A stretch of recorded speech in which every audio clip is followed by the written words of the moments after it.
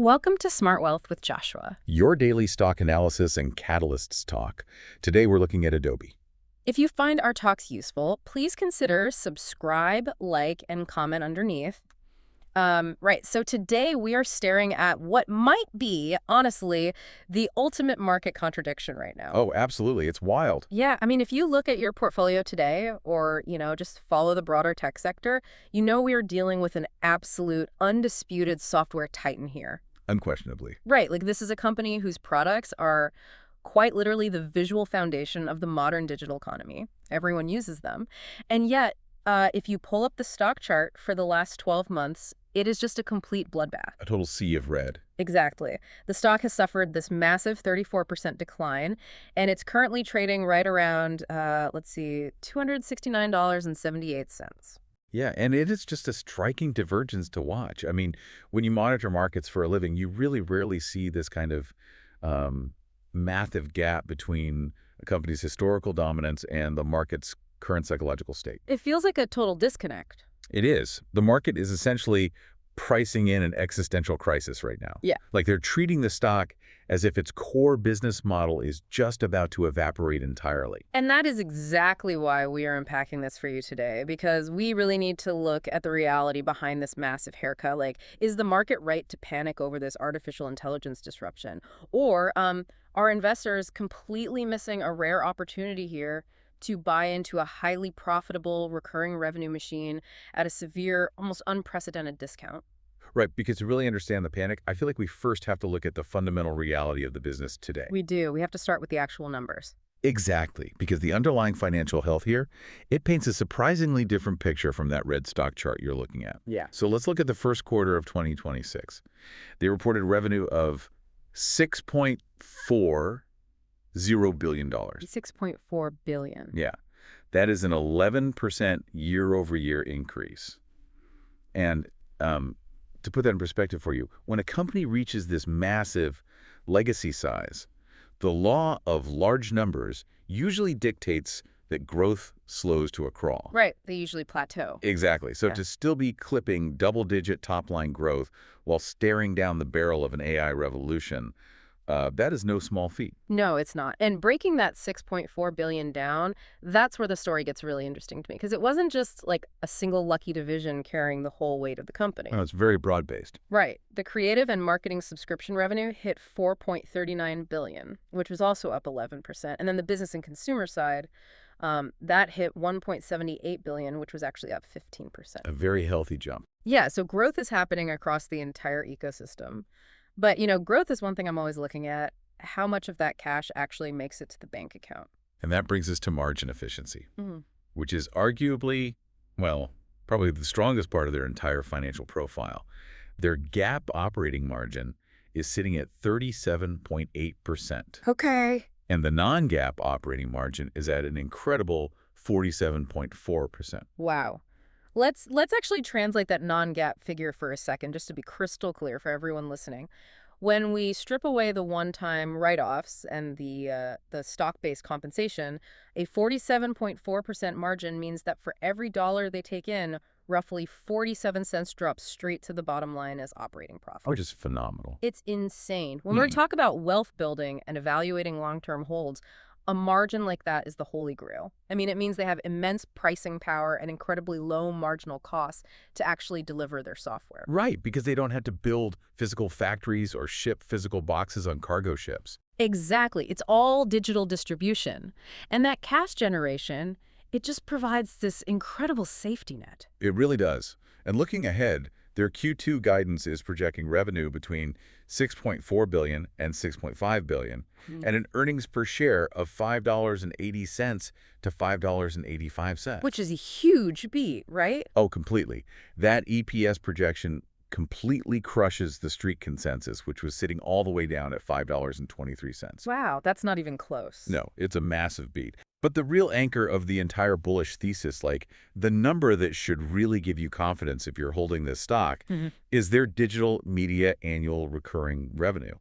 That ARR just hit a record $19.2 billion. $19.2 billion in recurring revenue. That is just, I always think of their subscription model as essentially a utility bill for creatives. That's a perfect way to look at it. Right, because if you are a graphic designer or a video editor or, a marketing agency, you don't just wake up one day and cancel your subscription to these tools to save a few bucks. It's a non-negotiable expense. Hmm. You need the water on, you need the electricity on, and you need your creative software on to actually do your job. Exactly. That utility bill dynamic means they wake up on January 1st already knowing they have this massive baseline of cash coming in before they even sell a single new product. It is the ultimate stabilizing force for the company. Okay, so I'm genuinely struggling to square these two realities I then. know, it's confusing. Right. If the balance sheet is this pristine, and if they are throwing off this much cash with a 47% margin, and they have, 90% of the Fortune 500 locked into using their document cloud, why is the stock down 34%? That's the million-dollar question. I mean, a drop like that isn't just a normal market correction. That is a fundamental panic. What is Wall Street seeing that the balance sheet isn't showing yet? Well, if we follow that panic directly to its source, it all stems from one specific, terrifying concept for legacy software, agentic AI. Ah, okay. The AI threat. Yeah, the market isn't looking at the 19.2 billion in current recurring revenue. It's looking over its shoulder at competitors like Nvidia, Microsoft, Canva, and Midjourney. And it's projecting a future where that utility bill you mentioned is just no longer necessary. Agentic AI. For anyone who might be slightly blurry on the exact definition of that, because it's a buzzword, right now we aren't just talking about a simple chatbot where you type in a prompt and it writes a poem or draws a funny picture, right? The mechanism is fundamentally different here. Completely different, yeah. So agentic AI refers to artificial intelligence that acts as an independent agent. Okay. It can perform multi-step, really complex tasks without constant human handholding. Imagine an AI where you don't just say, draw a picture of a sneaker. Right. Instead, you say, design a summer ad campaign for this sneaker, format it for Instagram, write the accompanying marketing copy, and A/B test 3 different variations. And it just does all of that. Yes, the AI thinks through the steps, opens the necessary tools, and does the actual work. Wow. So the fear on Wall Street is that if an AI agent can do all of that independently, then the human graphic designer, the actual person who pays that monthly utility bill to use the software, becomes completely obsolete. Exactly. The utility bill gets canceled because the house is empty. There's no one there to use the tools. That is the exact fear driving this 34% decline. But this is where the market is severely underestimating the company's competitive moat. Okay, let's talk about the moat. Right, because this company isn't just a single application for drawing or editing anymore. It's a massive intertwined ecosystem of over 20 integrated apps. They call it the content supply chain. The content supply chain. Yes. It links the very beginning of the creative ideation process directly through to the final marketing distribution and even the data analytics tracking the ad's performance. I'm trying to picture how that actually protects them from an incredibly fast, highly innovative AI startup, though. I mean, if the startup can do it faster. Well, think about the friction of enterprise operations. For a Fortune 500 company, the switching costs to rip out that entire integrated supply chain and replace it with this, patchwork of different disconnected AI startups, it's astronomically high. Right, retraining thousands of employees. Exactly. And that doesn't even touch on the compliance and security nightmares. Oh, that's the legal safety net aspect, isn't it? I saw a lot in the research about copyright indemnification. Let's unpack how that actually works because it seems crucial for anyone evaluating this stock's moat right now. It is the ultimate shield for enterprise clients, honestly. If a massive global brand uses an open source AI models from some random startup to generate an image for a global ad campaign, Yeah. and it turns out that AI was trained on copyrighted material from an angry artist, that global brand gets sued for millions. Ouch. Yeah, that's a massive liability. They cannot take that risk. But this company, however, trains its generative AI entirely on its own fully licensed stock library and public domain content. Oh, so it's clean data. Completely clean. They actually promise to pay the legal bills if an enterprise client gets sued for using their AI. Wow. A startup simply does not have the balance sheet to offer that kind of legal protection. That makes total sense. That is actually a brilliant way to explain the content supply chain. It's like competitors like Midjourney are building this incredibly fast, futuristic engine. It generates beautiful images instantly. But having a great engine is just one part of the equation. Right. This legacy company owns the whole car factory. They have the assembly line, the safety inspectors, the legal compliance team, the shipping logistics, all of it. A Fortune 500 company doesn't just want to buy a raw engine. They need the whole factory to ensure the car is actually street legal before they drive it. That is spot on. And the internal data strongly suggests this factory model is actually working. AI is acting as a catalyst for their growth, not a killer. Really? Okay. Yes. Their AI-first applications saw their annual recurring revenue more than triple year over year. Triple. Triple. The Firefly subscription and credit pack ending ARR surged an astonishing 75% quarter over quarter. That is wild. And monthly active users have now surpassed 850 million, which is a 17% jump. Oh, wait, let's actually pause on that credit pack Yeah. mechanism for a second. Because understanding how they are actually monetizing this AI usage is vital for you if you're trying to figure out where their future revenue comes from. How does that credit system actually work? Well, generative AI requires massive amounts of server computing power. Every time you ask the AI to generate or alter an image, it physically costs the company money. Right, cloud compute isn't free. Exactly. So rather than just offering unlimited AI generation for a flat monthly fee, they allocate a certain number of generative credits per month to their subscribers. Oh, okay. And AI generation is inherently iterative and honestly addictive. You generate an image, you tweak the prompt, generate another, change the lighting, generate another. Yeah, you just keep tweaking it. Right. So creative professionals burn through these credits rapidly. So when they run out of their monthly allowance, they have to buy a credit pack to keep working. Yes. It brilliantly turns a static, flat-rate subscription into a dynamic, usage-based revenue loop. Yeah. The more the client relies on AI to speed up their workflow, the more money drops to the bottom line. Precisely. And that 75% quarter-over-quarter surge tells you that professional creatives are heavily adopting the tool, and they are happily paying for the extra capacity. The pie is getting bigger, not shrinking. That's a huge claim. As more content is generated by AI, the need to manage, edit, version control, and distribute that massive volume of content actually increases the demand for their robust content supply chain. Okay, so if the existential threat of AI replacing them is, arguably overblown here and they are actually monetizing it successfully, let's shift focus to the immediate headwinds. Because if you're holding this stock, you're not just fighting AI fears, you're fighting current market psychology.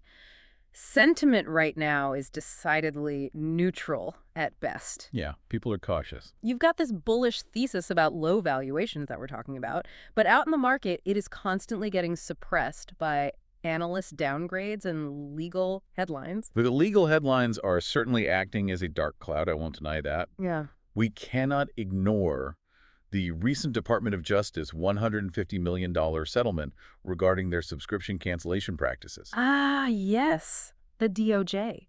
For anyone who has ever tried to cancel a digital subscription, you know the exact trap the DOJ is targeting here. We've all been there. Right. You can sign up with one seamless click, but to cancel, you suddenly have to navigate this labyrinth of hidden menus, talk to 3 different customer retention agents on a live chat, and basically pledge your firstborn child to get out of it. It's a retention strategy as old as the internet. But the DOJ settlement mandates sweeping changes to that model. They are forcing the company to make the cancellation process completely transparent and practically frictionless. Which sounds great for us. It does. But now, when headline reading algorithms and retail investors see a $150 million penalty combined with federally mandated changes to a core business practice, they naturally panic. Right. But I'm looking at this from an operational standpoint. Frictionless cancellation sounds fantastic for you and me as consumers, but does fixing this friction actually threaten that vaunted $19.2 billion recurring revenue base we just praised? Like, if it's suddenly easy to click a button and leave, do people just flood for the exits? To answer that, you really have to look at the composition of that recurring revenue. From a valuation standpoint, the institutional market seems to have already priced this operational change into the stock. Think back to the utility bill analogy. If your local water company suddenly updated their website and made it incredibly easy to cancel your water service with one simple click, would you do it? I mean, no, I still need water to live. Exactly. The enterprise clients, the massive marketing agencies, and the professional creatives aren't staying subscribed because the cancellation button is hard to find. Right, they need the tools. They're staying because of those massive switching costs we discussed, the copyright indemnification, and the fact that their entire daily workflow is built on the platform. The churn rate might tick up slightly in the lowest tier of casual amateur consumers. The person who just wanted to edit one photo, forgot to cancel. Yeah, the accidental subscribers. Right. But the core revenue base, the billions that actually drive the stock price, remains highly insulated. It is a temporary operational speed bump, not a structural collapse. That makes a lot of sense. So that handles the DOJ noise, but there's also some heady speculation swirling around the leadership right now. Oh, the rumors. We're seeing unconfirmed rumors about CEO Shantanu Narayan potentially departing, which obviously creates immediate uncertainty in the market.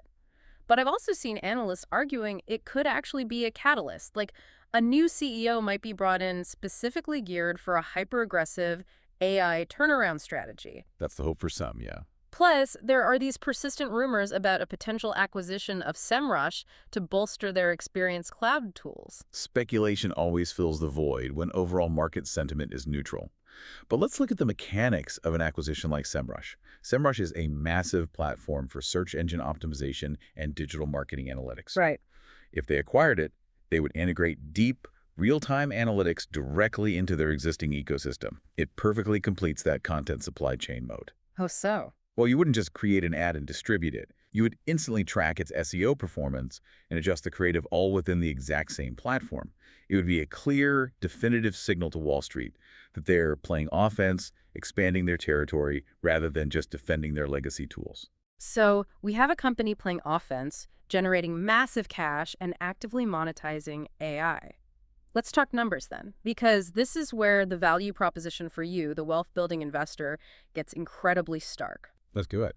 We weigh these stellar fundamentals against the AI fears, the legal drama, and the rumors, and we have to calculate what a current price of $269.78 actually means for your portfolio. The trailing price-to-earnings ratio is 16.39. Yep. But the forward PE sits at a highly attractive 11.63. A forward PE of 11.63 for a software company with a 47% non-GAAP operating margin is, frankly, an anomaly in today's market. It's unheard of. To understand why that's so attractive, you have to look at how the market traditionally prices predictability. Most tech giants with this level of enterprise market penetration trade at forward multiples in the high 20s or low 30s. Because it's money. Because investors are willing to pay a premium for that guaranteed recurring revenue. I want to make sure we ground this in reality for the listener. A forward PE of 11 basically means the market is pricing this company like a dying brick-and-mortar retailer, not a high-margin digital monopoly. Exactly. It's like having the opportunity to buy the actual toll road itself, the infrastructure everyone has to drive on, while the rest of the market is throwing all their money at the flashy, highly speculative sports cars driving on that road. It almost feels too cheap. It does. And at these levels, the stock is sitting at a major psychological support level following those Q1 earnings. Momentum is starting to resume, and that stronger than expected Q2 guidance we talked about is actively reducing downside pressure. But I did notice in the research, we haven't spotted any massive recent insider buying clusters or 13F accumulation by institutions just yet. Why is that? That lack of 13F accumulation is actually a crucial data point to understand. For those tracking institutional moves, 13F filings are the mandatory quarterly reports where massive hedge funds and institutions disclose their holdings. Right, the smart money. When you don't see them accumulating shares aggressively, it often happens right at the absolute bottom of a cycle. The smart money is inherently cautious. They are waiting on the sidelines for a definitive, undeniable catalyst to prove that the AI transition is actually working before they commit billions of dollars. They want proof first. Exactly. But the mathematical valuation is undeniable right now. The market is pricing the stock as if its earnings are going to permanently contract, which fundamentally contradicts their own forward guidance. So is it possible the market is simply mispricing the speed of the AI monetization ramp? Like, Wall Street sees the massive research and development spend going into these AI models, and they want immediate, overnight revenue spikes to justify it. Oh, absolutely. But enterprise adoption cycles just naturally take a year or two, don't they? That is the very crux of the bullish argument. Wall Street is notoriously impatient, often struggling to look past the next quarter. But integrating generative AI into the strict, compliance-heavy workflows of the Fortune 500 takes time. It's a slow ship to turn. Very slow. You have to train the models, ensure they are commercially safe, embed them into the software, and then crucially train the enterprise staff to actually use them. The 75% quarter-over-quarter surge in AI credit pack ARR suggests that this ramp is actually accelerating right now. But the market just isn't seeing it yet. Right. The market's backward-looking, trailing perspective hasn't caught up to that forward trajectory yet. So let's look at the calendar and finalize the thesis here. Moving from the current valuation to the upcoming events that could act as the actual engine for price recovery. If you are looking to time an entry or manage your expectations, what are we looking at over the next 3 months? Well, the most immediate catalyst is the Q2 earnings report hitting in June. We're watching incredibly closely for that revenue beat. That's the big one. It is. If they surpass that $6.5 billion top-end guidance, it fundamentally fractures the entire bearish narrative. We're also looking for potential AI product reveals and expanded enterprise partnerships. They have been very strategically aligning with Google, Microsoft, and Nvidia to embed their tools across different platforms. Which is such a smart, pragmatic play. I mean, if you can't beat the hardware giants and the foundational model builders like Nvidia, Microsoft, you partner with them. Exactly. You ensure your software runs seamlessly on their infrastructure so you remain completely indispensable. Precisely. And beyond the company's specific events, there are significant macro tailwinds forming on the horizon. Expected interest rate cuts historically favor high-margin software businesses, making their future cash flows much more valuable. Right. Cheaper money helps tech. Always. Additionally, as the initial frenzied hype around purely building AI infrastructure starts to cool down, we fully expect to see a broader sector rotation. Capital will flow out of this speculative hardware plays and into the software companies that have proven they're actually monetizing AI applications. So, bringing all of this data and analysis together into a final verdict for the listener, what are we looking at? The underlying data points to a bullish score of 8 out of 10. 8 out of 10. Okay. This is not a quick flip. It is a multi-year hold into AI monetization. The stock has been heavily, perhaps irrationally, undervalued post-decline, but the core business mechanics remain incredibly resilient.